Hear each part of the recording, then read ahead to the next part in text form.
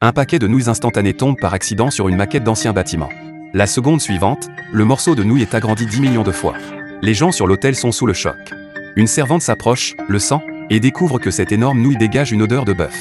La reine pense que c'est une offrande des dieux. Elle ignore que ce sont simplement des restes que l'homme a laissés avant-hier. 2 jours plus tôt, l'homme avait reçu un colis anonyme. En l'ouvrant, il a découvert une maquette d'une ville ancienne. Il est stupéfait, il voit clairement de toutes petites personnes bouger à l'intérieur. Dans la maquette, la reine prie les dieux, car son peuple souffre d'une grave pénurie de nourriture.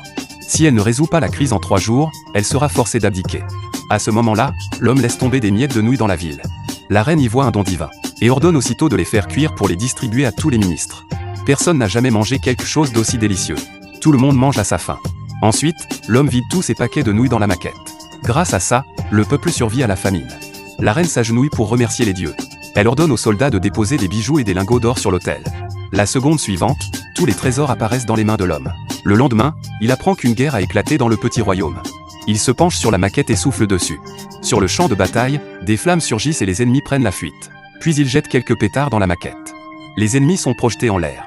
Ainsi, il aide le petit royaume à repousser l'invasion. Mais la guerre provoque une invasion d'insectes. Si rien n'est fait, tout le pays mourra de ce fléau. En urgence, l'homme prend une bombe insecticide et en pulvérise dans la maquette. Dans ce monde miniature, il se met soudain à neiger. Tous les insectes meurent sur le coup. À ce moment-là, sa petite amie arrive. Elle veut savoir s'il l'aime toujours. Soudain, un cafard vole dans la maquette.